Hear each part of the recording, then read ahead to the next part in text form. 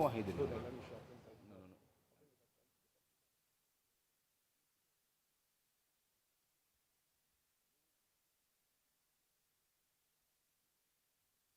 I said one of the no usher in the room, eh? Oh wow. Ushers do eat too. I need one usher to talk to me now, please.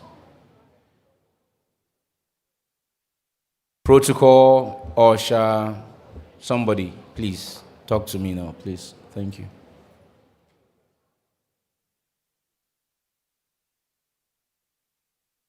Elkanah.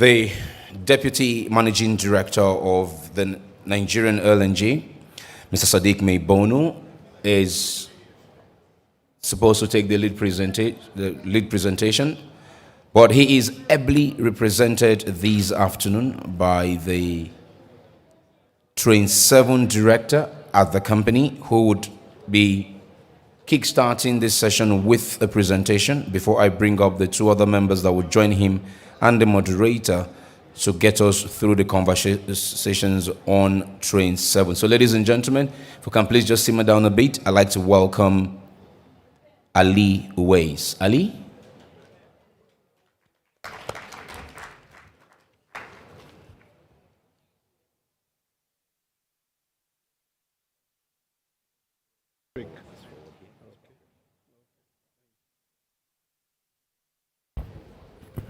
Good afternoon, ladies and gentlemen. I would like to stand on the existing protocol. Even the Honorable Minister is apparently not in at this moment. But I'm really delighted to be here with you guys to talk to you about Train 7. Unfortunately, Sadiq Meibono, who is our Deputy Managing Director, was to take this presentation. Unfortunately, for other reasons, he's not been able to make it. So he sends his apologies, and you're all welcome. I hope you had a good lunch anyway, and you're not feeling sleepy. Just wake up if you're doing that. The Train 7, this is our story. It's coming to reality, and a lot of people have been wondering, would it happen? When would it happen? But to start, I would like to just talk about our vision, which you already must have heard, that we are a global LNG company helping to build a better Nigeria, and this is what we're still doing with the Train 7. You know our mission, and a lot has been said earlier on. You know our shareholders and the subsidiaries that we have, the Bonny Gas Transport and the LNG Ship Management Limited. I'm sure you're aware of this company, so I wouldn't want to delve too much into those. Our journey, it's been a long one. From 1960, I know a lot of you will be surprised. NLNG has been, Nigeria has been trying to build a plant, and it took more or less like 30 years to get there. There were quite a number of attempts between the 60s, and finally we got it right around 1989 when the company was incorporated. And those are the shareholders, except that BP that you see there and Phillips, they are not on with us. They were there in the 60s. It was actually Shell and BP and Phillips that tried to build it then. After that 30 years of preparation, we got to the 30 years of existence, which is where we are now. And we've run the plant for 20 years successfully with no issues, so to say, or issues that we're able to solve. And the last bit we're looking at, as we all say here, is the future, is the next 30 years ahead. And Train 7 is the one that's more like kicking that to spring it up. Celebrating success. We're very proud in LNG for what we've done, but you've heard all this earlier on. Maybe one distinct thing that you've not heard is that the 98.4 plant reliability and the best worldwide you can find that we achieved in 2018. That's one thing we're very much also proud of. But the rest, you've heard about it earlier on today. They're quite great achievements too, and we still have the 6 trains running and delivering all this. And our customers to sort of describe us as responsible, reliable, and trusted. And we've demonstrated that over those 20-something years, which we're also very proud of. And LNG Train 7. This is sort of a picture of what it's going to look like. If you see the real picture there, it's that of the existing 1 to 6 trains and the rest of the facilities that support it. But what you see in a bit of green and in some of sort of virtual development, it is where the Train 7 will be sitting, just to the right, and we just keep expanding it. That's how we expanded it from 1 to 2 to 3, 4 to 5 to 6, and we're going on 7, and as you've heard our MD, we're trying to get to hopefully 12. So I'll just give you a bit of overview of the ecosystem of the Train 7, what it entails. First of all, you know, before we get the gas, we have to get it produced by others. We buy, and those that produce it for us are mainly those on the left, you see in green, SPDC, TEPENG, NAOC, together with N.I.P.S in their joint venture. And then we have some other upstream development, which is around N.I.P.S upstream. And we have gas transmission systems that deliver the gas to the plant. Indeed, for the scope that we have, the one you see in red right around at the bottom is the real scope for the EPC that we have. And it contains those units, the main train, and we have something we call CLU, where it's another small unit that we will sort of pick gas from the existing trains. So you'd see us tying in to that existing plant to boost that, to give you the 8 million tons. You would hear that story of the quantum we'll be producing. But before that, we need to do some modifications within the plant to be able to receive and connect to this new plant. So typically, the value chain is what you see at the bottom there. The upstream, the commercial, midstream is the plant that we have. And of course, we've got to find funding. And at the end of it, there's ships that move this. So you've got to do some shipping there. So, but to do all this, you could see on the right, we had to do a lot of work on the funding, the commercial, and then, of course, how we ship it, and that gets the shipping expansion. You will see some more stories on our ships and what you have. So this is it. You've heard it. We're 22 million tons plant per annum. We're a plant that operates and produces 22 million tons per annum. We want to take it to 30. It's a 35% jump increase.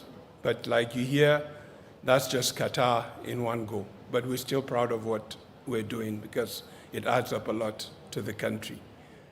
You see what comes out of it. There's a lot of revenue. There's a lot of feed gas that needs to be developed. There are going to be profits, dividends like we've turned out over the 20 years. And of course, taxes will go back to the country, and that will be beneficial to every one of us.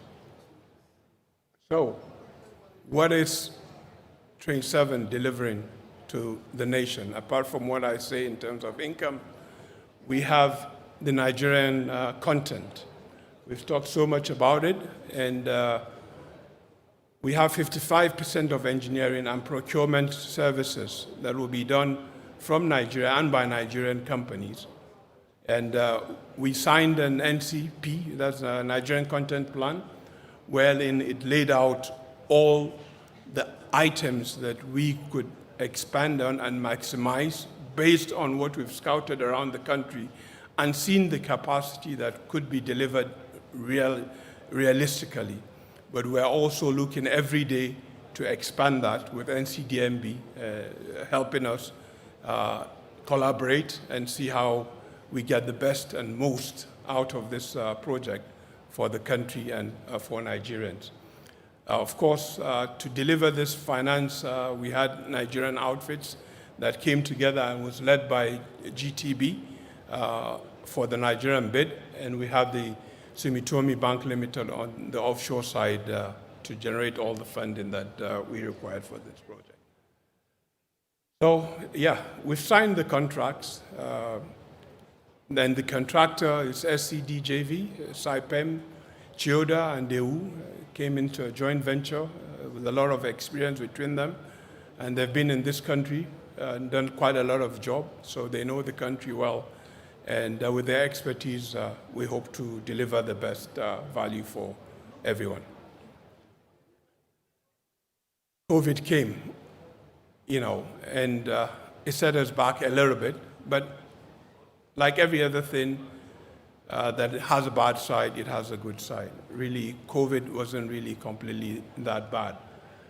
It came at a time we were just about signing the contract, and our shareholders had to step back a bit, look and see what are we doing? Are we delivering whereby we're not hurting people and whereby we're not going to have a lot of problems and we're going to really deliver the value? So we had to work with the new strategy, which was to watch the oil prices were low, to watch and see what happens within the next year from the day we signed the contract.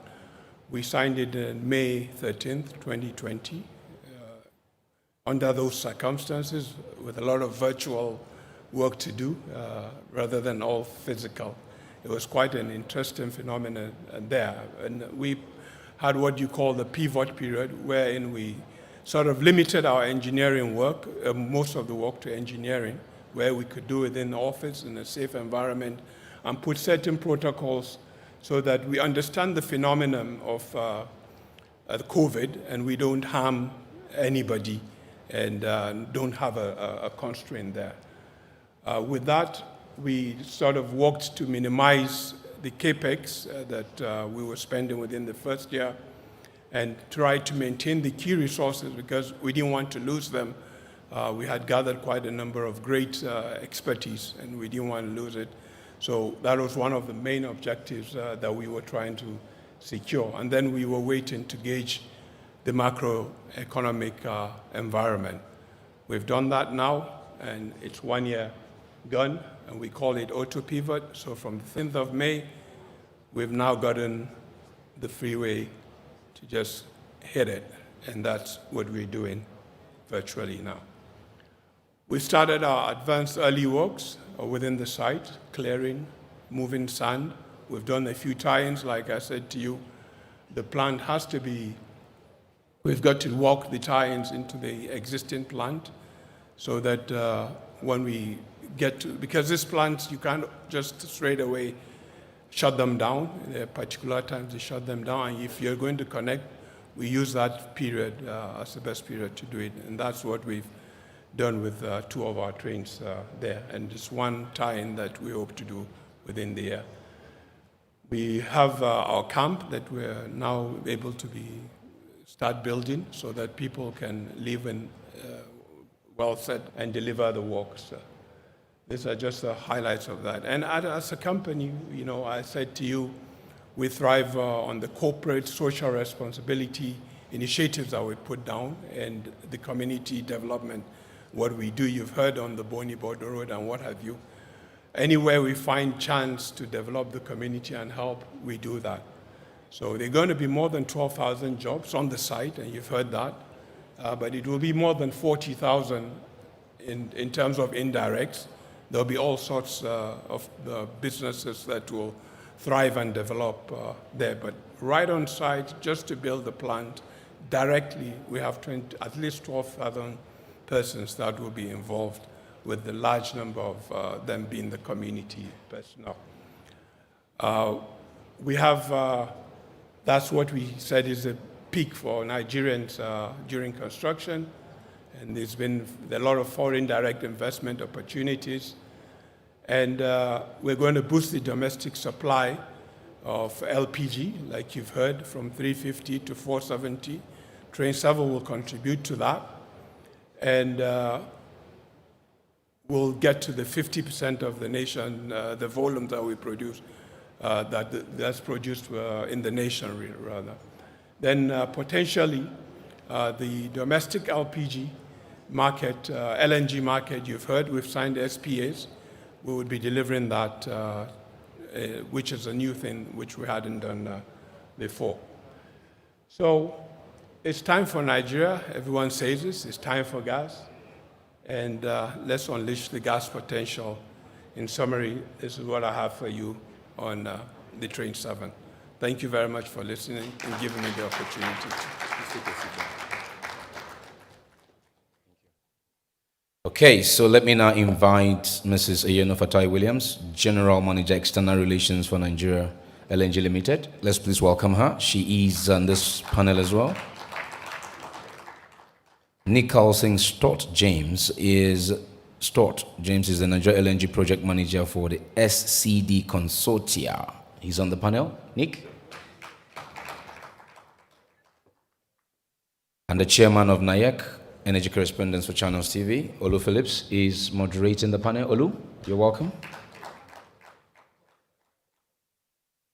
So Olu will drive the conversations in this interview and dialogue style session on the T7. Olu is over to you.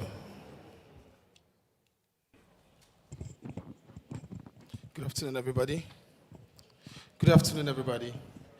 I know it can be some very Herculean task to try to get the best out of anybody after lunchtime, but I think this is the very essence of why we can point or have a pointer to all of the conversation. The Train 7 provides very readily available poster to what it can be in terms of investment, as far as gas for revenue and gas for development is concerned. So on one leg, gas for development back home, and gas for revenue by way of export. Gentlemen and lady, you're welcome to the panel. I'll just quickly take it off from where Uwe stopped from in his presentation, and just quickly ask that Uwe, how significant can the T7 be to the operations of LNG? I mean, how significant? We've seen the years you got 6 trains, and is it just a matter of investment, or just having T7? How does that significantly change the narrative with what you do in Nigeria LNG? Thank you. Am I heard? Okay. Bring it. All right. Adjust it. Okay. Thanks for that question. Train 7, like you heard much earlier, and people have said it, brings 35% increment in production from 22 million tons to 30 million tons per annum. But indeed, that's just not the story. Gas, takes 25% of that energy mix within the global dispensation. And with Train 7, it will help us take our own share within the market and expand our business, wherein it will create a lot of opportunities, like I've said to you earlier on, in terms of work and what have you. But it will help in bringing a lot of income into the country for us. And there will be a lot of new opportunities which comes in very different facets, and including LNG that we're saying we're going to bring domestically. And this quantum is going to play a big role within the global market. It's going to help create that market and niche for others. And we as a company, it's going to help us grow and give us that good placement within the economy. Thank you. Yeah, I was quickly going to add to that to say that when I saw the PowerPoint you presented, so the T1, T2, T3, up to T6 has physical structure, obviously, and to T7, what we have there is more of schematics. When exactly is this going to start? I know you've shown us some groundwork of earth-moving machines just clearing the soil. When actually is this contract or this construction going to start? I mean, it would be nice to have that record. I'll put that on record. Okay, quite interesting question. People tend to ask me, when is it coming? When are you starting? And I said, we've already started. We signed the contract way back a year ago, but like I said, there were certain things we needed to take care of. But having signed that, typically for this kind of project, there's a timeline for it, and there are certain things you need to do. You need to do some engineering before you can get to the field.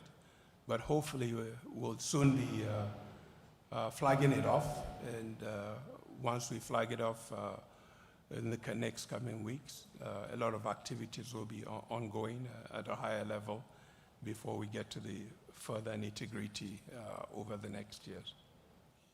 Okay, that's interesting. As you spoke, incidentally, I had an eye contact with some of the journalists that are seated here, and I saw that they were really rapt to hear that it's going to start yesterday, it's going to start today or sometime.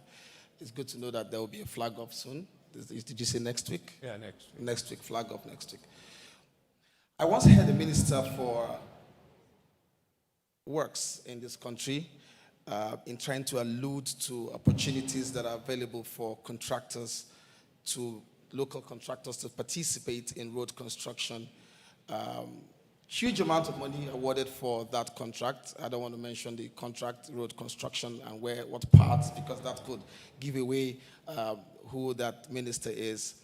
And I kind of was a bit disappointed to hear that the allocation in terms of words and opportunity given to a Nigerian capacity was to say, if you're a food seller, if you're a vendor, if you supply water, just find your way around that construction. And to my mind, is that the best Nigeria can bring in terms of capacity to such huge projects that will be financed by Nigeria's taxpayers? So Stuart, that brings that question to you, Stuart. How will Nigeria contractors benefit from this huge investment? I see that you've signed the EPC with Saipain, with Dehu, and Chowder. So at what point are we going to see, what benefit really, how do Nigeria contractors benefit from this huge project? At least it's new, it's T7, from ground to finish. Thanks for that. Well, right now they're benefiting already, because in Lagos we have a dedicated building with 190 engineers, and currently in there, of that, there's of it 175 are Nigerians, and they work for two separate opportunities, and we try and identify and maximize Nigerian content where we can. Brilliant. If there are Honorable Minister, you're welcome. We just started this session, and with a presentation from Waze on the train 7, T7, how much that is doing and how much that has progressed in terms of valuation, in terms of EPC contracts, and how over 12,000 or about 12,000 Nigerians will have the opportunity, or direct jobs 12,000 opportunity and about 40,000 by way of indirect jobs. And Stuart was trying to answer the question as to how this will benefit Nigerian contractors. I mean, how do Nigerians take part in this huge investment so that we don't end up pushing scarce USD out there? Well, I am particular about what is happening here. We're discussing the decade of gas, and I'm not sure which came first, the thinking for the decade of gas or the expansion to get into T7. But be that as it may, T7 is here, the decade of gas is here. We heard the minister saying, I'm tired of reading out the numbers as to reserves and potentials. Let's move on and get the steering guys to tell us what do we do, point 1, point 2, point 3, so we can actually measure and dimension some of these things. So not knowing which comes first, because it's possible that the decade of gas wasn't conceptual in terms of people's mind and the policymakers. How do we benefit from these two projects, as it were, for Nigeria's economy, and how do we make sure that the decade of gas actually fits into, or T7 potentials actually fits into the decade of gas? Globally, we're looking at 25% consumption of gas in terms of energy. Can you help put this in the nexus for us? Okay, thank you very much, Olu. Thank you for the question. You know that there was the year of gas before the decade of gas. I think I'll say it without any reservation that the concept of the year of gas is what gave fire to the Train 7 project being approved in the first place. It's because that whole concept had come up that we need to leverage on gas. You know, year of gas was, I think, 2019. We need to make gas happen. And that became the building block that gave us the firepower, the incredible support from government and N.N.P.S and NCDMB to make Train 7 a reality. So I'm not going to say, Train 7 has always been on the drawing board. So it was there from 2007 when it went into keep warm stage, and it kept warm for almost ad infinitum. But declaring a year of gas, the government gave support. And with the decade of gas, I'd like to say that perhaps seeing the possibilities of a Train 8, 9, 10, 11, who knows? That is why we have a decade of gas as well, not just for Nigeria LNG, but the concept, I believe, of the year of gas, decade of gas, came first and gave Train 7 the firepower.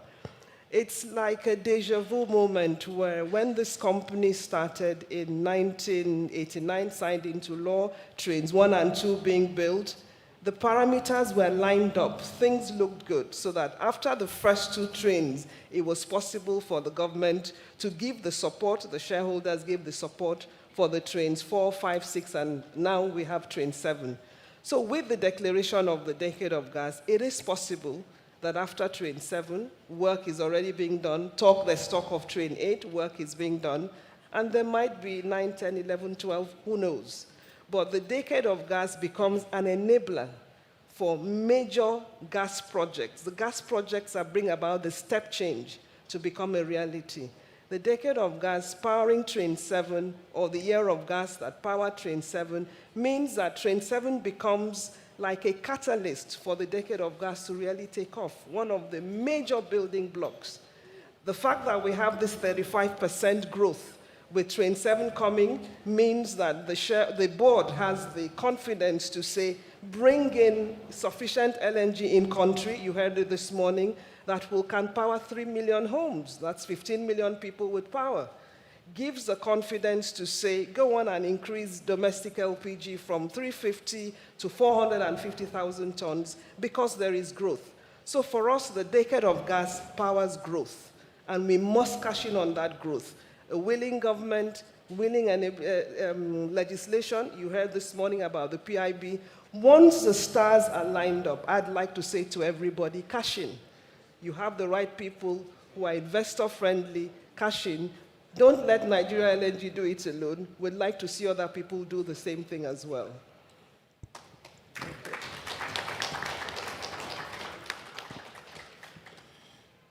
The faintest idea I had about LNG, back then in university, was one oil and gas something happening off the island somewhere here in Bonny.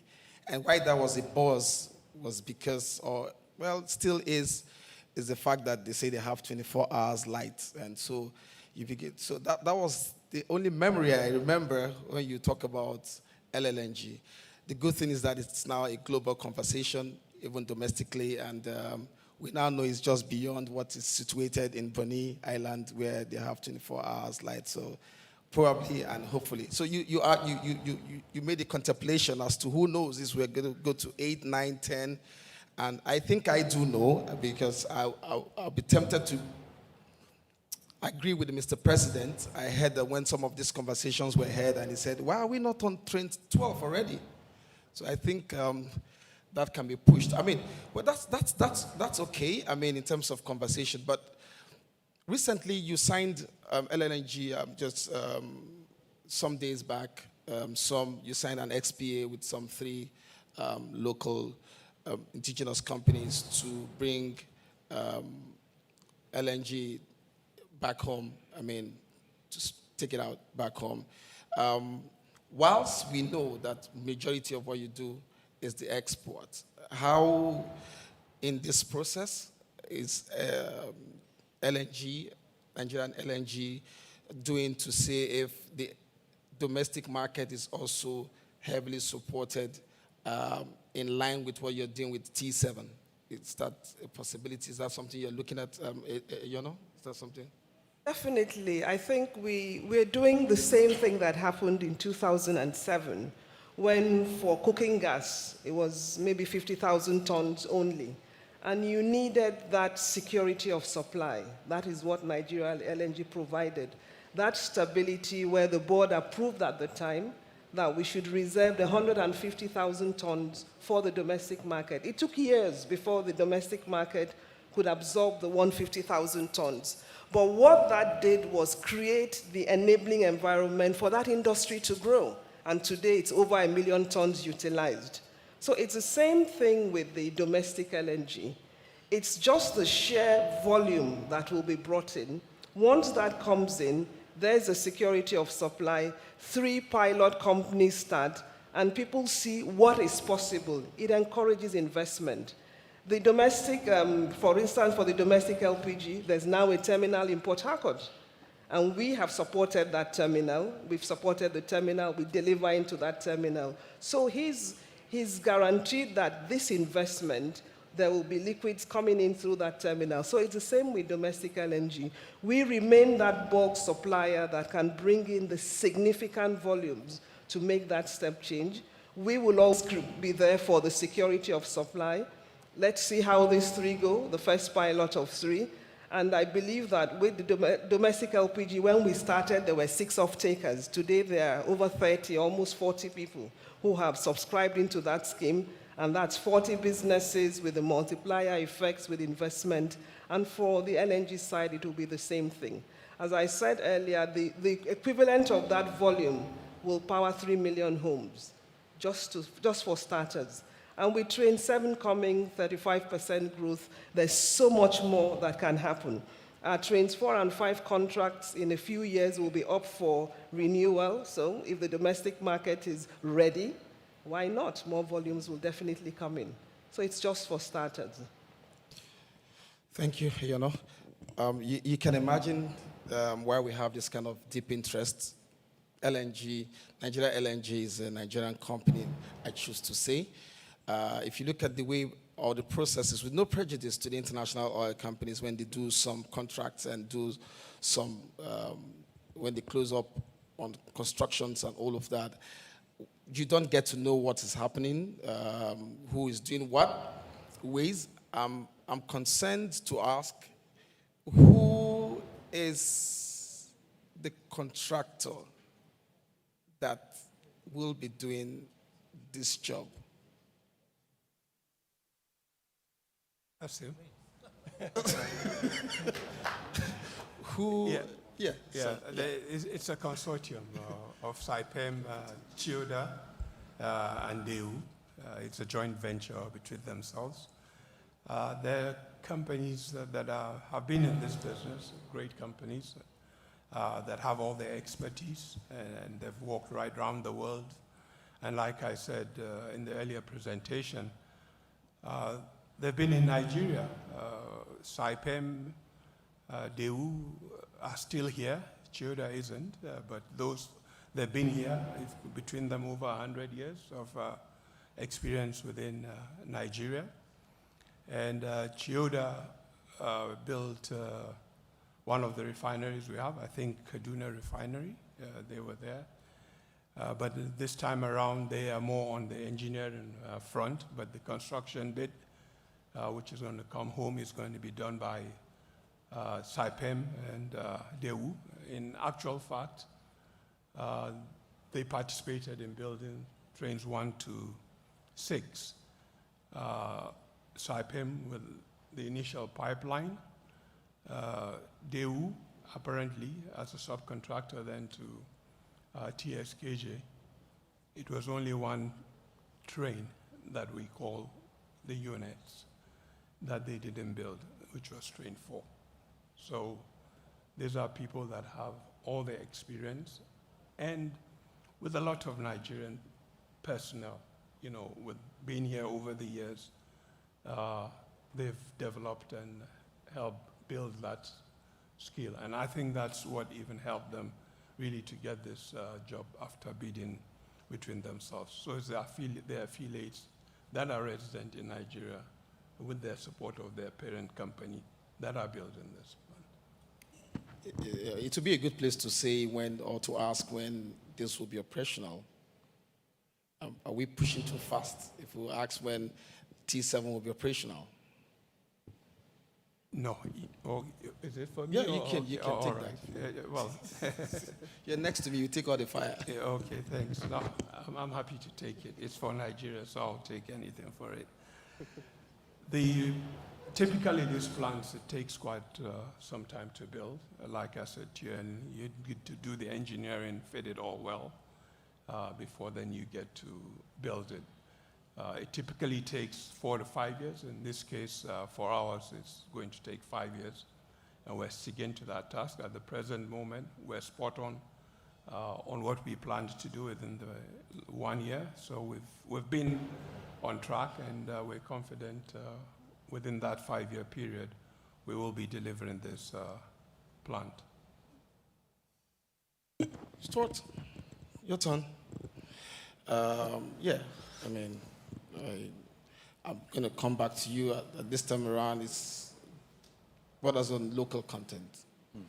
Yeah, he's told us the contractors, and I know the journalists have taken note of those contractors. They will go dig, and everybody will go look it up. But I mean, local content as far as this project is concerned, how would you ensure that there will be no infractions? Yeah, thanks. So in conjunction with the company and the NCDMB, we have signed up for a very complex national content plan, which addresses all aspects of the project. And so in country of us, we're working to identify the companies, make sure that we meet our targets that we've got written in the contract, but also look for other opportunities for Nigerian vendors to be involved in the project who are not currently. It should be maybe work that should be overseas, but we can bring onshore to Nigeria. So that's a constant thing that we're doing at the moment, but we are heavily involved as a three-way team to make sure that we stick to our goals and that we maximize Nigerian content where we can. Okay, that was short and quick, and would hold you to that and make sure that, I mean, NCDMB has a pool. I mean, they have a pool, they have registered pool of professionals, so it's not a case, the argument used to be, we don't have competencies in Nigeria and all of that. They've done a good job to have a pool of those people, and he will supply you those people. He will supply.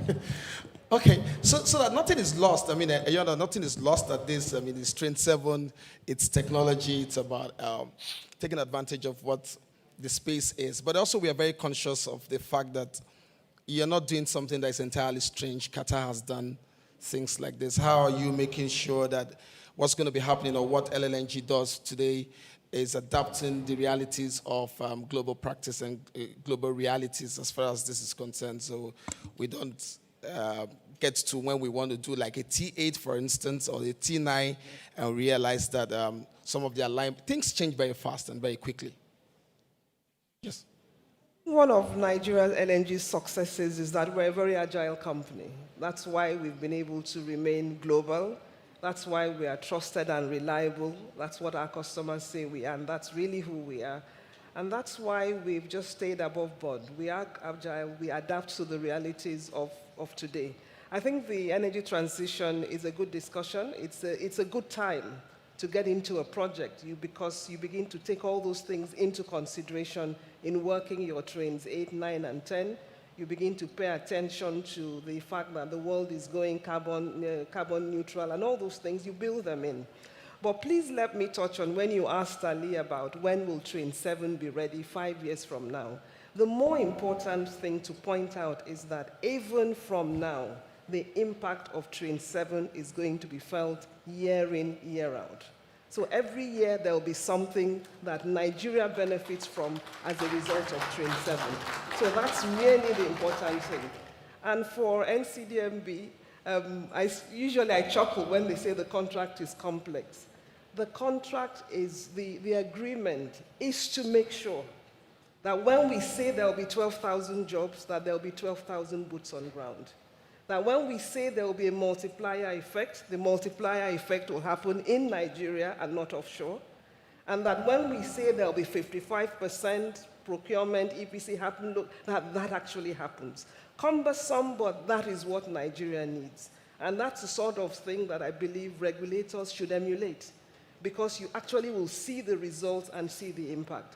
If with the decade of gas, Train 7 happens, then there's another project mopping up another 10,000 people and a multiplier effect somewhere in the Niger Delta. And in the third or fourth year, there's another project following, a conveyor belt of projects in the 10-year period. All these things we hear of, young men who are looking for where to expend their energy, they'll be too busy making money to do those things. So the Nigerian content is critical to ensure that these things are happening in country and that the impact is being felt in country to have the desired results. So for us, that's really important. Thank you. This question is particularly to nobody, but I'm thinking of asking something that may be a bit dicey. I don't want to sound pessimistic, but just to ask, what can go wrong?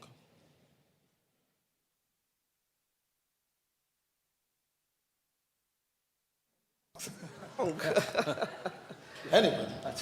No. In life, we are experts. I mean, I'll leave Ali to answer that. But in life, you must be prepared for what can go wrong. COVID showed up, but we still signed an EPC contract in the midst of COVID. Yeah. So when you are prepared with those what can go wrong, you are in a position to react when things go wrong. But I'll let the technical people speak. I'm not an engineer. Sometimes we say in LNG, krida. We believe Nigerians have that spirit. And whatever happens, we'll fall and stand, and we'll push forward to get there. Many things can go wrong. A lot of equipment could come late and affect our schedule. The prices could go skyrocket, and we lose sort of that bit of gain that we see in the capex that we're spending, which helps our business. Other health and safety things could go wrong because we really are concerned. We're a company that believes in care, and we are worried about our people, so somebody could get injured, and we've taken the decision that our goal is not to hurt a single person, and goal 0 is our target. So something like that could go wrong, and a few other things. But typically, we have risks that we review every now and then, and we put in mitigation plans to resolve those matters. The ships, and like I said, anything can happen. A shipload can come with an equipment, something goes wrong, it sinks. So anything, we do work every day to put in mitigations, see our risks, where are they, and what we do with them, and how we deal with them.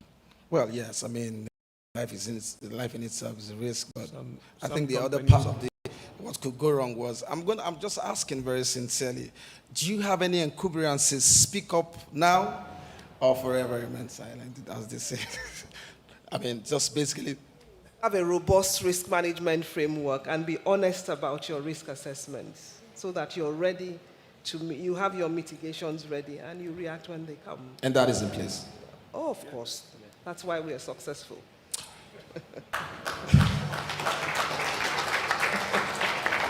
Interesting. Yeah, congratulations on that. Anybody, Stuart, you can. You know, you can. Ways you can. Let's look at. It's a conversation. We've had that come up here a couple of times in this convocation or summit. The conversations around decarbonization and targets that has been set. 27 decarbonization, all of those talks. Is this something you're looking at? Is anybody looking at it? Anybody? Stuart, you can. I mean, where's anybody? You can. Okay, yeah. Well, for the future, we are looking at it. At the time we came to design this plant, like you heard, we've been working on this since 2007, and that wasn't prominently there till the time that we signed the contract. But going forward, we're looking at that decarbonization bit. But like you know, gas in itself has helped us to a great extent reduce the amount of flaring that's been within the country. Interesting. Okay. Honorable Minister. Okay. Well, we could give an opportunity for one because I see that my time is almost done. Oh my God. Richmond. No. No, but you know, once ear sounds goes up, even if you see me here, you know, ears will speak. Minister will speak if they want to speak. Where is the microphone? Otherwise, you don't get your balance. Yes. Yes, they're bringing the mic, Yes. sir. This way. No, the mic is coming, sir. The mic is coming, sir. So others can hear you, please. Because of the rapporteurs, yes, and the journalists. Yes. No, I think, moderator, for me, I think we should give James Ways time to expatiate on the local content opportunities, because I've not heard that seriously, and I think a lot of people sitting here will want to hear that. What are the local content opportunities that you see? The number is 55%. What does that translate to? Probably just give a breakdown. I think it will help a lot. Thank you. Aren't you just too passionate about this local content? Well, take it or leave it. If you are not passionate about what you do, you will not succeed. Absolutely, sir. Just to Absolutely, explain. yes. Absolutely, yes. Absolutely. I differ to you, too. Yeah? Yeah. Yeah, we'll do it together. You do Yeah. that. Okay. Yeah, there are so many opportunities. When we talk about 55% of engineering man-hours, in total, the whole project in itself is about 78 million man-hours. And in terms of Nigerians, man-hours, it's about 90% of that. So you can imagine that goes to somewhere around 60 million man-hours. It's going to be expended by Nigerians. There are a lot of manufacturing, fabrication that's going to be done, quite a number of equipment, tools for providing electricity. There are quite another lot of other units that are there that are by OEMs. Those are original equipment manufacturers. There are going to be a lot of collaboration between the Nigerian companies and them in procuring those things. Those are Nigerian company totally called Evomec. It's working Nigerian company totally called Evomec. It's working quite well. And there are lots of opportunities like that. Even in the whole context, there is a particular bit that's kept solely for the community. We really worked a lot of time and years with NCDMB to guide us and to pull out that plan. And there's a content in itself where it's just the community that's going to do that kind of work. There are lots of other companies that are trying to fabricate or assemble pumps and what have you. All these companies have that opportunity to participate here. And in terms of even the procurement, like I said, a lot of this equipment, the Nigerian companies will collaborate with those to procure those equipment. And if you look at it in terms of quantum of spend, really 75% of the quantum of spend is going to be through Nigeria and the Nigerian companies. So there's a lot. It will take the whole day if I'm to go around telling you all these things. I think, we don't take anything away from what the ES was trying to put down in terms of this question. We have potential. So is this real potential or real plus potential? Basically that's what. So Stuart, you wanna help out here? Yeah, we are just even today. I was talking to the ES about there's a number of pressure vessels. There's plenty. There's about 40, 55 that need to be fabricated for the project. And the specialized ones which made out of special steels and the cryogenic, and that, unfortunately, at this point in time, can't be made in country, but the remainder can.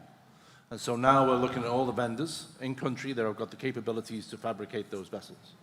And we're really close to placing the very first ones out here in the next month or so. Then with structural steel, we've been around the country analyzing the big fabrication shops, their capabilities, and again, we're very close to reach an agreement on those. There's electrical equipment, as Ali said, there's valves, but there's lots of electrical equipment that can be made in country with switchgear, etc. And then there's cables, there's piping, there's flanges and fittings, so there's coolers. So for one part of just for one part of the facility, the condensate stabilization unit, that's 100% Nigerian content. So that's a 100% Nigerian content piece module. So we really have, and that there is pushing the boundaries of, we're looking and developing companies and making them move forward so that they can supply the goods for that unit. All right, thank you very much, everybody. That quickly brings us to the end of this session quickly. Just yesterday, just by way of passing, the Transmission Company of Nigeria and its counterparts in other 4 African countries had a pre-ministerial meeting yesterday as against today. They're looking at a transmission line all the way from Nigeria to Burkina Faso, about 802 kilometers. And my simple question was, how many is in country? How many of this stretch will be in country? And what kind of PPAs are you signing with Nigeria Generation Company?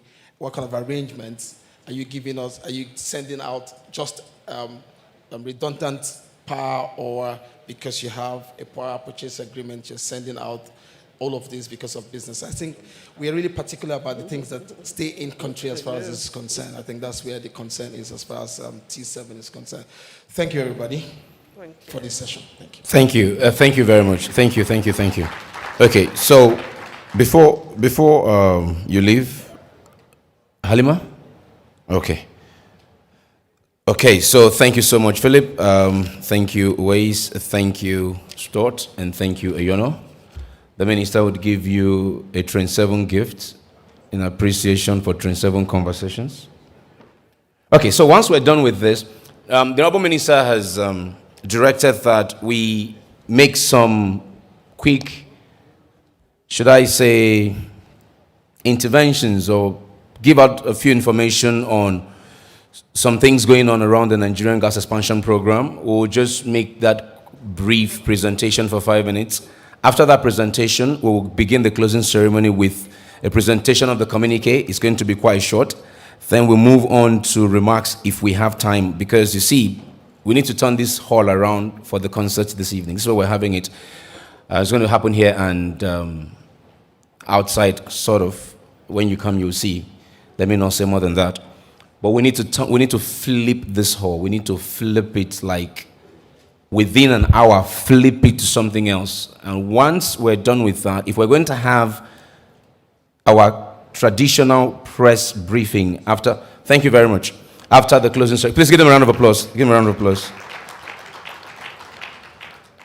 Now that I have that time, your attention, I'd like to welcome the Senior Technical Assistant, Gas Business Development and Investment to the Honorable Minister. She will take the next 5 minutes to talk to us on some of these information that the Minister would want to share with us on the N.I.P.S. Let's welcome Brenda Ataga.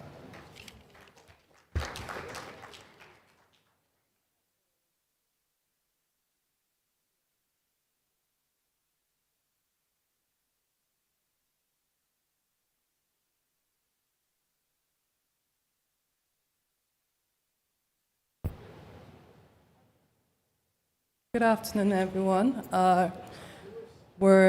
We apologize for keeping you more than the expected time or time on the agenda. The Chief Advocator for Gas and the Ministry felt it was necessary for us to spotlight the Ministry's flagship program. That's the National Gas Expansion Program, especially for those who have heard of it but do not know the details of it, and also details of what the program has achieved so far, and current strategic goals, as well as implementation plans. I'm going to be fairly quick with this. I hope 5 minutes is enough for us to go through this. So obviously we've heard various reasons on why gas is important for us as a nation, and that is a backbone for coming up with a national gas expansion program. A few choices have adverse effects, social, economic, and also environmental, and certainly socioeconomic effects as well. A lack of jobs, lack of productivity in the country in general. And that led on to the national gas policy that was passed in 2017 by the ministry. All of these present a backbone for the National Gas Expansion Program. And that program really was created to reinforce and expand gas supply and utilization in Nigeria. It's covering a myriad of things with, the main objective being to make gas affordable, locally produced gas, affordable, accessible to the underserved areas, and to use it as a pivot for domestic economic growth. The gas expansion program is split into 3 streams. The first is the gas-based industries, and we also have the CNG adoption track. In the gas expansion program, the last track is the domestic LPG portion of it, and I'll go through the details of that. So for the gas-based industries, our main objective within this space is really to attract investment in manufacturing, investment in, ancillary industries that supports gas businesses, and that would be with petrochemicals, the methanol plant, as well as the energy solutions plant in this stream. In this stream, we have achieved quite a bit, especially in the gas pricing, working with the pricing committee to come up with a gas pricing level that creates the balance and encourages gas utilization within our industrialization space. And those numbers will be announced fairly shortly, and they are numbers that will indeed aid, productivity within this segment.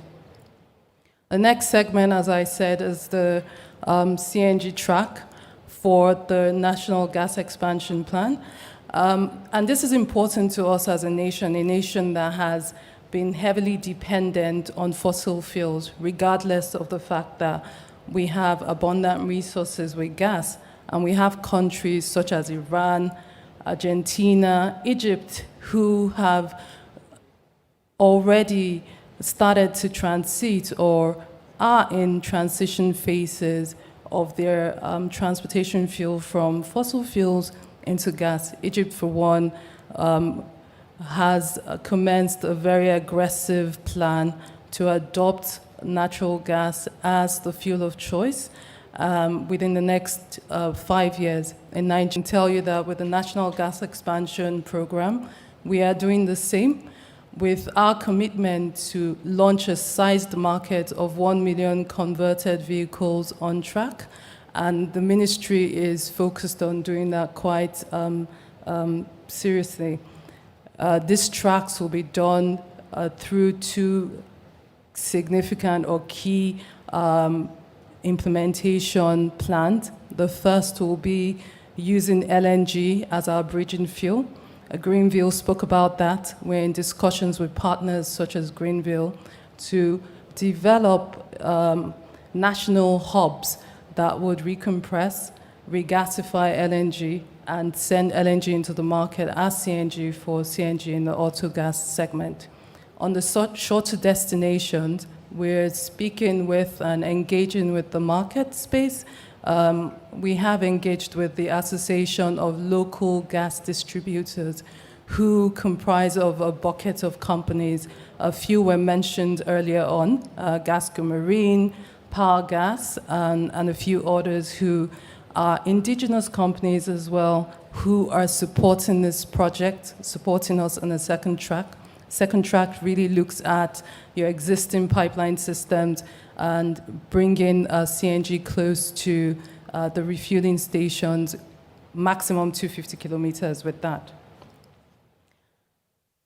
The third stream in the gas expansion program is a domestic LPG stream, and anyone who knows me knows that I'm very passionate about this, because what it does is it does bridge your energy utilization for the rural segment, the rural demography. And in this track, we have the thematic schemes that were set during the policy implementation, 2017 policy drafting and policy approval, availability, affordability, accessibility, and acceptability as a focus areas to close the challenges within those areas. And what have we done as a ministry to do that?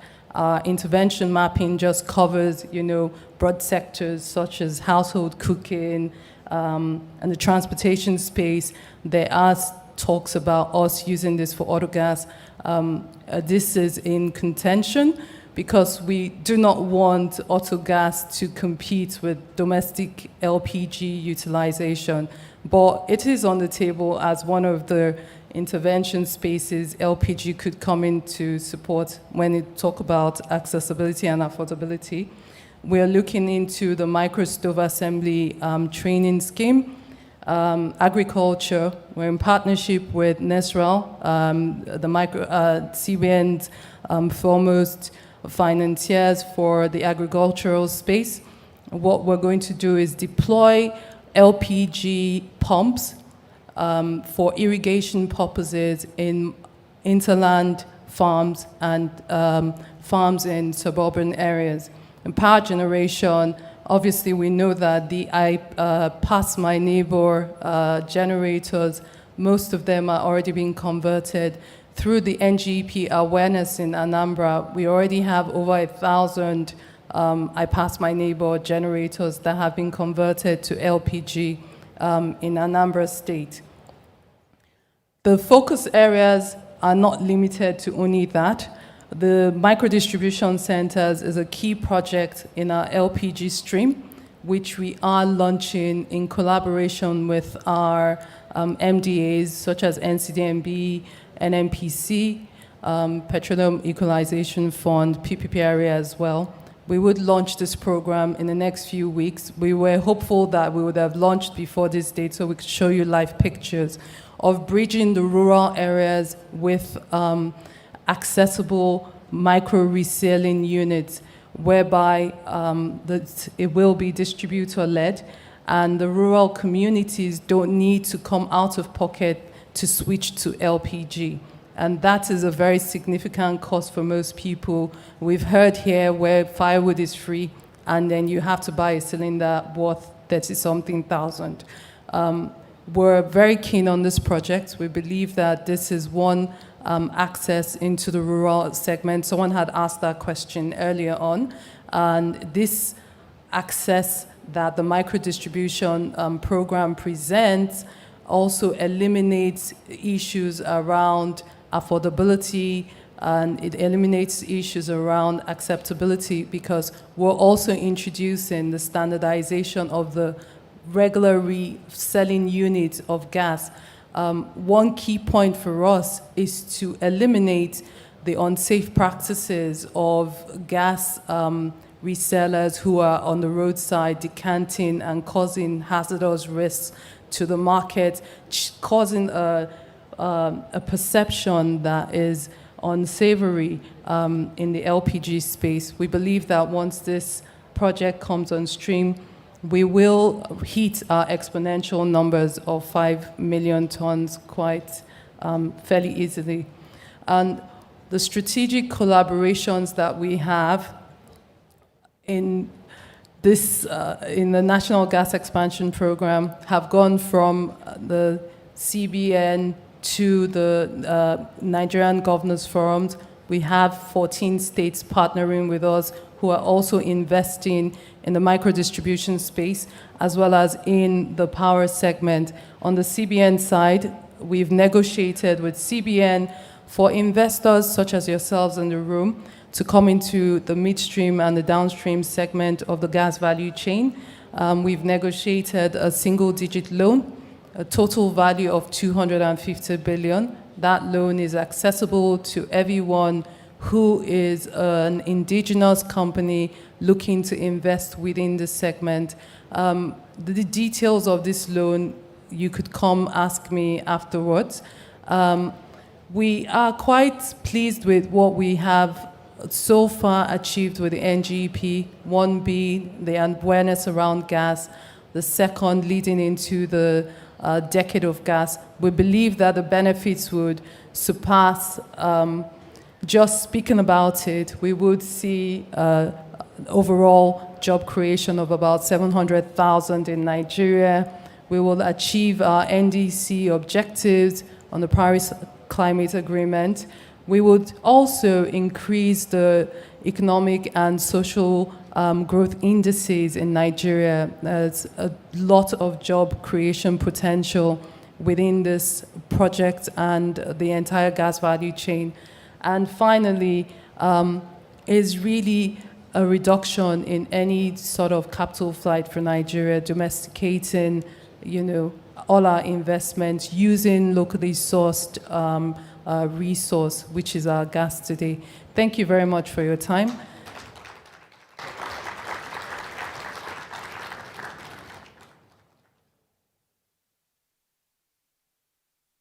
Okay, thank you, Brenda. Your Excellencies, very distinguished ladies and gentlemen, interesting N.I.P.S 2021. We're coming to the end of N.I.P.S 2021, and again, I would have to tweak my program, and please, when I say this, bear with me. This is 18 after 5. I need to leave here before 5:30. I don't know how I'm going to achieve that, but I'll try. So let's quickly continue now to the communique. I want to beg you, Chair of the Communique, the Rapporteurs Committee, to please save a brother. Let's welcome Barrister Charles Odenibo, Senior Fellow, Center for Media, Chairman of the Rapporteur. Can you give him a round of applause, please? These men have been, since Monday, dedicated to this job of putting these things together. You're welcome. Thank you, Richmond. Honorable Minister of State for Petroleum, our able PS, distinguished ladies and gentlemen. Honorable Minister, please permit me to stand on the existing protocol. I know you love protocol a lot. He is a great advocate. I know in 2008 you were very passionate about 50 years of oil, and you supported everything we did in TEL then. There was a man that ran out naked, and people pursued him, and they asked him, what's wrong? He said, when an object is immersed in liquid or fluid, it experiences an upthrust, which is equal to the weight of the fluid displaced. That is Archimedes.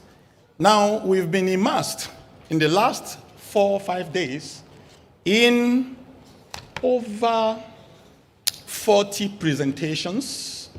Over 40 presentations. We've had expert panelists discuss various presentations. We had exhibitions, lunch, networking, dinner, and so many things. There were a lot of things we saw that we didn't include in the proceedings, but the last 4 days have been pretty tasking for us as a team. And I consider it a special privilege and honor to really present this summary communique. I didn't do it alone, it's a team. So let me just say, Prof, can you just wave your hand over there? They are over there. I have Professor Ajekuko. I have Ima, all from United Nations. Ima was in UN before Bodage, then our own dear Dr. Ben Alabi. A round of applause for them. My humble name is Charles Odenibu. Now, this 4th international summit have been very, very, very wonderful because the presentations have been a little bit deeper than the previous ones. And the expert panelists have been very, very real and independent. We observed that they were not afraid to even speak their minds, but we had to distill the paper. Now, I will save you the time of telling you all the people that attended this event. But for record purpose, I want you to know that the Senate President was here, the Honorable Speaker of the House was here, we had youth, we have students, we had women, we have the academia, we had the media, and a host of them. We cannot mention everybody in this communique. Now, the program, the event was declared open by His Excellency President Muhammadu Buhari, and he was represented by the Honorable Minister of State for Petroleum. In his keynote address, the President highlighted the fundamental outcomes expected from this all-important 4th edition of N.I.P.S. He emphasized that sustainable development is the focus of his administration and that solutions with workable strategies and new approaches to the future of Nigeria's hydrocarbon industry and how to return to the attractive industry performance of the pre-pandemic era should be given adequate consideration. The question is, during the summit, was this achieved? Well, the summit considered and deliberated over industry issues, challenges, investment opportunities, and the petroleum industry bill pending in the National Assembly, which we believe intends to provide guidelines and regulations for the industry, as well as help unlock Nigeria's potential to attract investment in the upstream, midstream, and downstream of the industry, as well as chart the way forward in the light of overwhelming infrastructure deficit. How will this be achieved? Well, under commendation of N.I.P.S. and Brevity Anderson, N.I.P.S., though conceived to be the preeminent oil and gas industry event in Africa, was recognized to have truly attained its objective and continues to record successes since it was established over 4 years ago. Brevity Anderson was commended for organizing a world-class oil and gas event, which has led to the gradual realization of an African OTC, where potential investors will congregate in Africa and no more in Houston, Texas, United States of America, thus creating an ownership mentality which we all desire in Nigeria and indeed all Africa. Now, the proceedings followed this pattern. In 4 days, we harvested over 40 papers, and we had to distill each paper. Even the last presentations that we had today are still being distilled. So what we are going to read out may not be exhaustive, but for the audience, for delegates, If you do not hear certain things and you believe that we omitted them, we are responsible for the error, but please kindly write us a note and just send it over there. We will gladly receive them and incorporate them into the paper. Now, in view of this event, the following things emerged. One, the industry unanimously agree that energy transition is real. Therefore, there is need for all key actors, government, regulators, the private sector, and the whole supply chain of the industry to work together to ensure that Nigeria becomes an attractive destination for investment. The summit recognized that Nigeria needs to embrace both gas and renewable energy, leverage cleaner power, embrace digitization, lower emission and cost, improve efficiency and competitiveness. The summit agreed that cost is everything, whether now or in the future, because the unprecedented crisis caused by the pandemic has shown that only the most cost-competitive producers will survive. More so, funding has become a major issue for the industry because of lean and scarce resources across the globe and the overwhelming reluctance of activist investors to put money in fossil fuel-related businesses. Thus, likely survivors are those that are clearly demonstrating that they are transiting into cleaner energy. Over $1 trillion was lost in the industry due to the pandemic crisis. Producers went as far as paying buyers to lift crude. To unlock the opportunities, OPEC initiated the declaration of cooperation between OPEC and non-OPEC producing countries. There are a lot of items that we may not reel out here because of time. Richmond is already harassing me, but I think we will do this gathering injustice if we don't mention one or two. So if you could give Brenda 15-20 minutes, even though you announced 5 minutes, I think, may I ask the Honorable Minister of State if he can extend my time for me, sir? The summit agreed that new approaches to the future of hydrocarbon should be the industry's focus rather than the palpable fear that hydrocarbon is being phased out or done away with. As you recall, the theme of this event is from crisis to opportunities, new approaches to the future of hydrocarbon. I may not be able to exhaust some of the things we have here, but I would say that the summit noted that Nigeria is on track by moving its economy to greener energy resources in the area of renewables, as gas is currently serving as the bridge to achieving that. And Nigeria is gearing to fly on the wings of gas, if it has not started flying already. Summit agrees that the PIB is the catalyst for the development of the oil and gas industry. The National Assembly also promised to pass the PIB within this month of June 2021.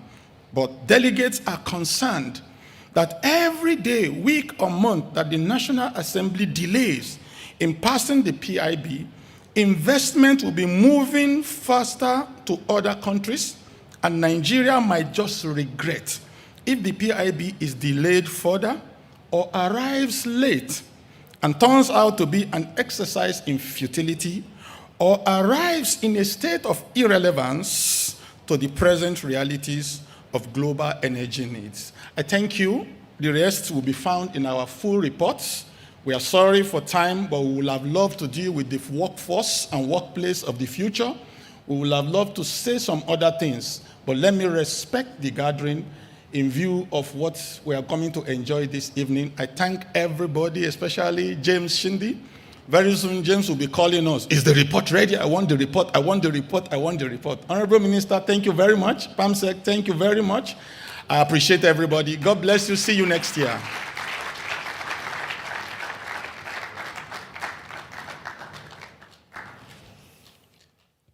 Kunle Bamtefa, veteran Nollywood actor, will always tell people, being an MC is not about speaking English only. They work hard. But God help us. So didn't even no vex as the work hard reach na me say me you round off. Thank you. So onwards we go now. We now take remarks by the Permanent Secretary. Let's welcome Mr. Bitrus Bakonabasu as he addresses us in this closing segment of our event.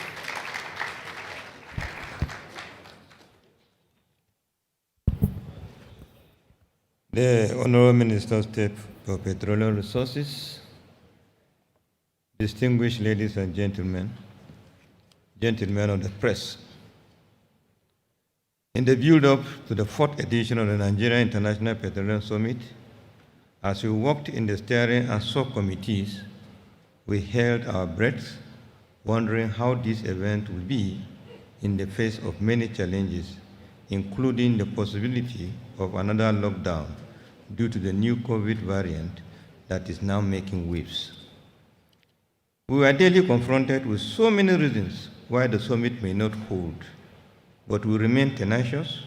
We chose optimism over hopelessness and focused our energy on the possible gains instead of uncertainties. Today, we have now come to the end of yet another highly successful edition of the Nigerian International Petroleum Summit. We made it happen, and I'm indeed elated to be making these closing remarks. The past 4 days, we have been very engaging. The past 4 days have been very engaging as we rubbed our minds on the way forward for the oil and gas sector post-COVID-19. Indeed, the opportunities that await us are enormous, and we must position ourselves to take advantage of these prospects. We must meet opportunity with equal preparedness in human capital, technology, sufficient and relevant policies, and funding. As we wrap up today, I want to thank the Almighty God for making this edition of N.I.P.S not just possible, but a huge success. I want to thank our dear President, President Muhammadu Buhari, GCFR, for his enormous support. My sincere appreciation goes to the Honorable Minister of State for Petroleum Resources, my boss, my principal, and my everything, Chief Dr. Timi Silva, for his purposeful leadership. The ministry is indeed lucky to have such a man of your caliber at the helm of affairs.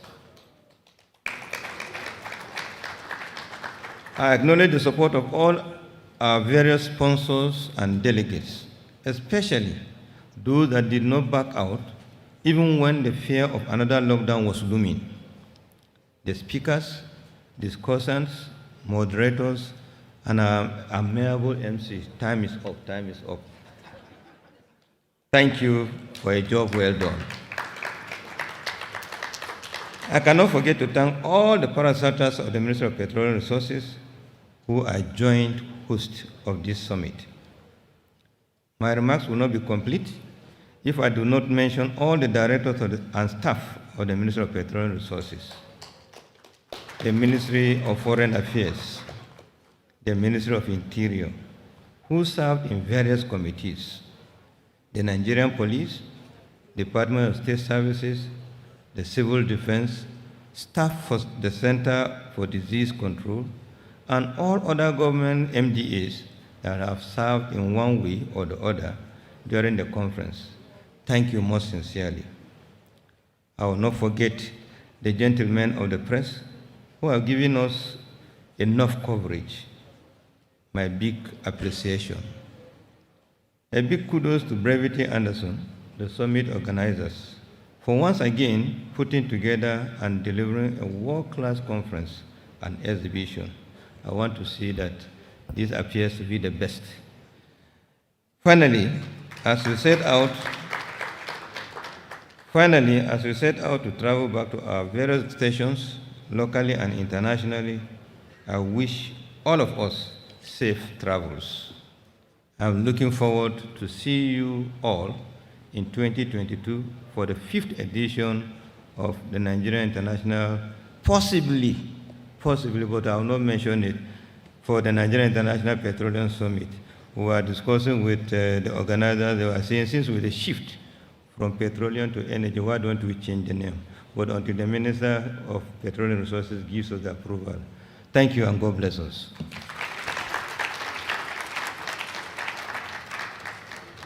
Your Excellency, very distinguished ladies and gentlemen. My permanent secretary, sir, if every speaker speaks like you, I will not be saying time is up, time is up. Because he just went straight to the point. Can we please give him another round of applause? Thank you.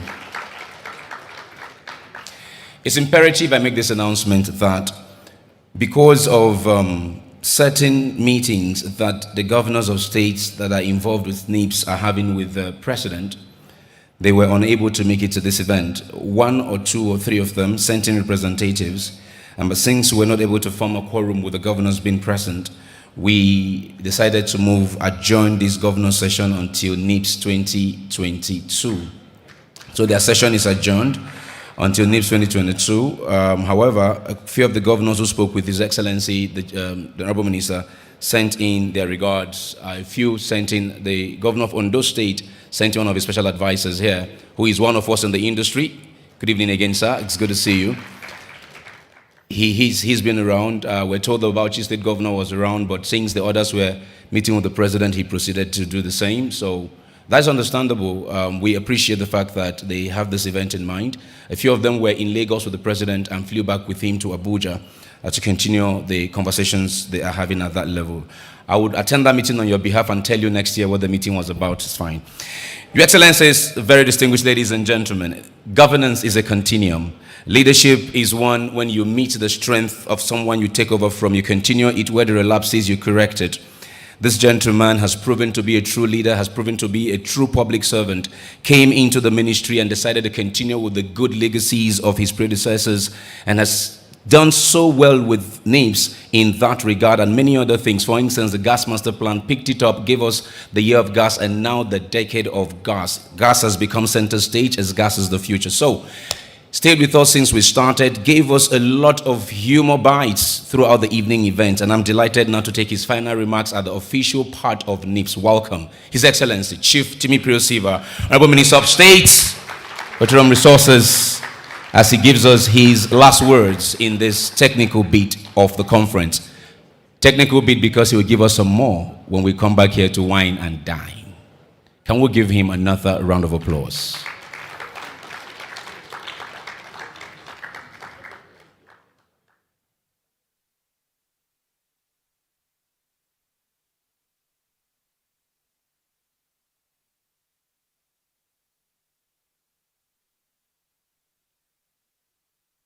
Thank you, everybody.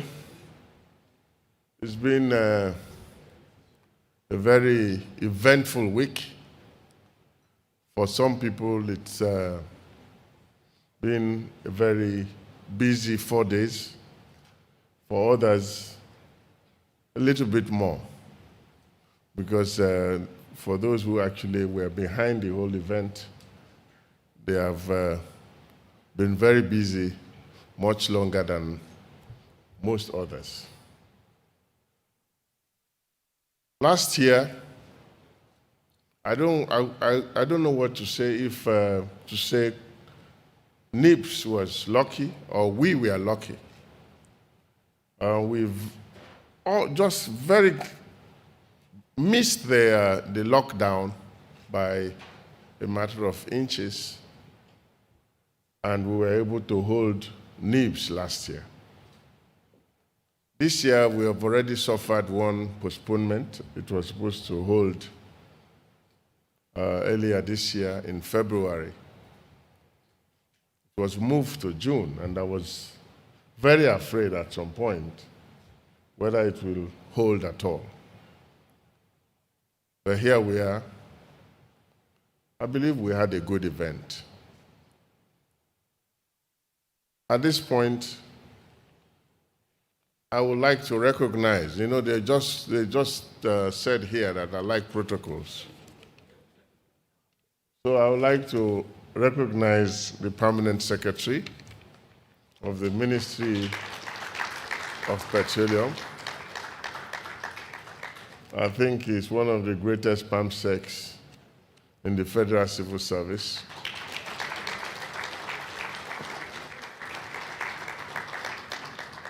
Let me also specially recognize the Executive Secretary of the NCDMB.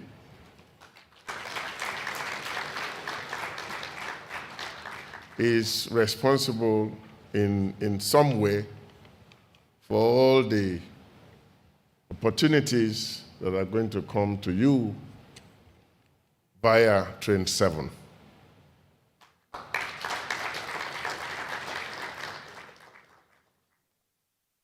Let me also recognize the MD of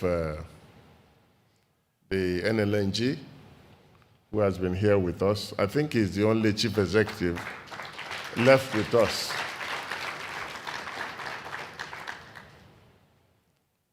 And of course, the very respected chairman and the man in charge of gas in Shell, Ed.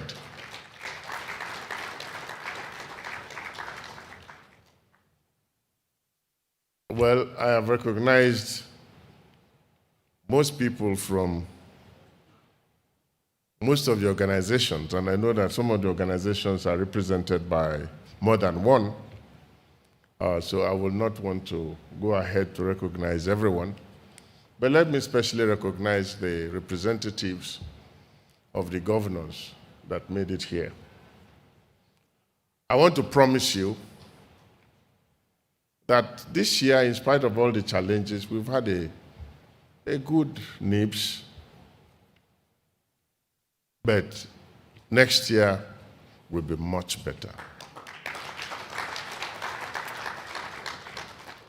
I said in my opening remarks that we're trying to grow our local OTC. It's not very much like that yet. We're not very close to it, but next year, I can assure you that we'll be close to it.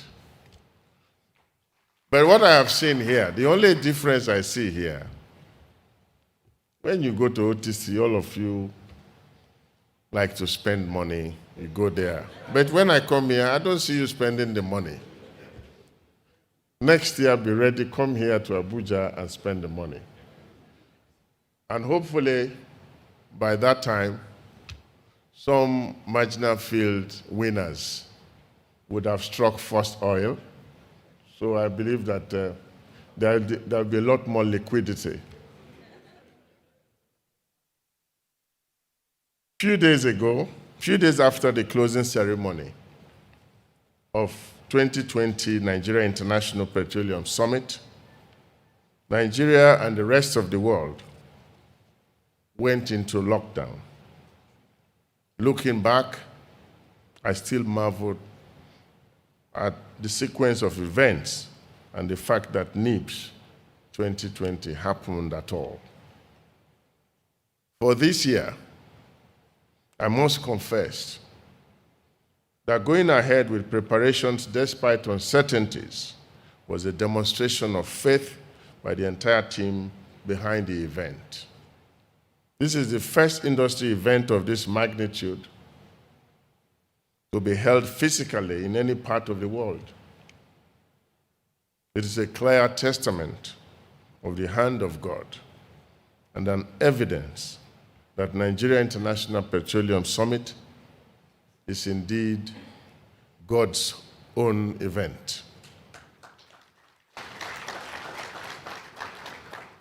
Ladies and gentlemen, as we gather here to mark the closing ceremony of N.I.P.S. 2021, it is my firm belief that we are also marking the opening of other industry events as the world kickstarts the transition from what we came to know as the new normal back to the old normal, even though I know things will still take more time to be exactly the same again.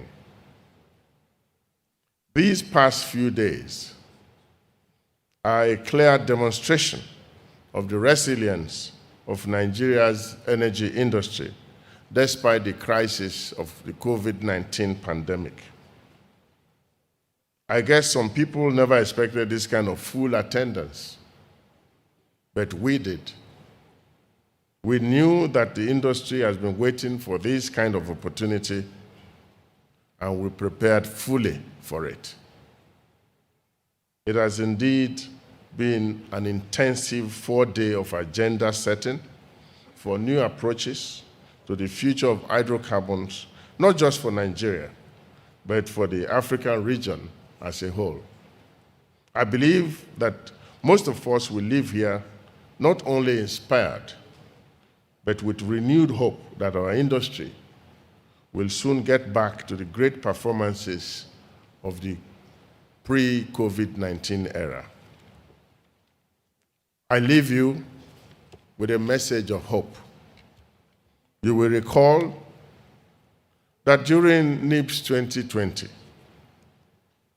Walter Smith Refinery was a mere projection. The FID for LNG Train 7 was only mentioned in whispers, and the commencement of the Ajaokuta Kaduna Kano pipeline project was a dream still in the pipeline. However, at N.I.P.S 2021, we celebrated them as realities and milestones. It is indeed a demonstration of how far we can go as a country with the type of focused leadership President Muhammadu Buhari brings to the table. The icing on the cake for me at this year's summit is the affirmation by industry stakeholders that this administration's decade of gas vision is not only practicable, but a sure way of using the country's vast natural gas resources to put Nigeria in the league of top industrialized nations over the next decade. We must not derail this vision. I want to thank President Muhammadu Buhari for his continued support for this summit. I cannot but mention the support and cooperation we got from the FCT administration and the Nigeria Center for Disease Control to ensure that all the COVID-19 protocols for this event were in place and followed to the letter. I also wish to thank all the keynote speakers and panelists, as well as all the active delegates of this conference. You have all done an outstanding job of sharing with us your valuable knowledge, insight, and experiences. Thank you very much.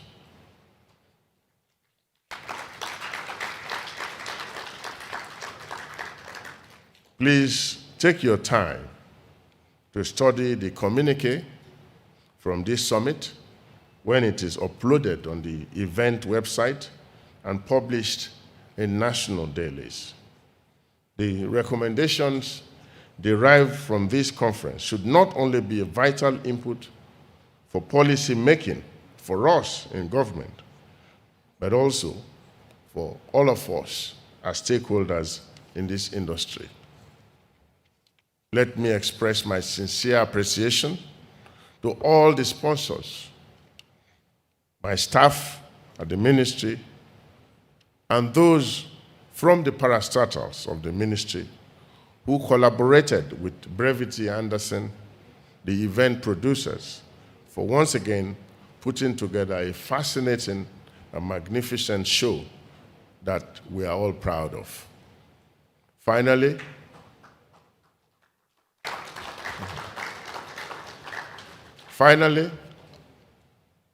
I want to let a proverbial cat out of the bag.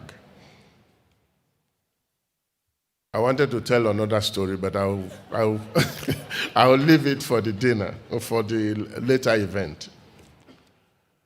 In the spirit of the global agenda for energy transition and the need for us to remain relevant and ahead, the Nigeria International Petroleum Summit quietly did a rebrand. From this moment, it will be known as the Nigerian International Energy Summit.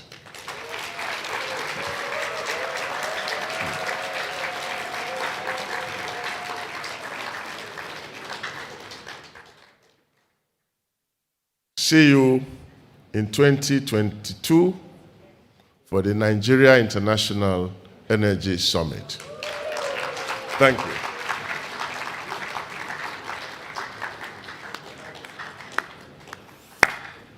Thank you very much, Your Excellency Chief Timi Prosiva. Okay. Please cue the national anthem and play when I tell you to. Your Excellencies, very distinguished ladies and gentlemen, there you have it. All the thank yous have been said, but please, 7 p.m. on the dot inside this hall, come back for drinks, come back for canapes, come back for QB. Show me those slides now. Come back for comedy, come back for music, come back for some rap, singing, dancing. Style Plus will be in the building. Ricardo Banks will be in the building. Des Talker will be in the building. And I hope to see all of you at that time. If your dancing shoes at home, endeavor to bring it. It's been my extreme pleasure, privilege, and honor to have served you since Sunday till today. Thank you. See you in the evening. But most importantly, see you at the next event. See you 2022 Nigeria International Energy Summit. Let's rise for the national anthem to close this event. Please hold on before you play the national anthem. Once we end the national anthem, very kindly, very respectfully, I appeal, move your conversations to the exhibition hall area. We are carrying these chairs like we are in a war front. So please, I beg you for safety, just move to the other side. The national anthem.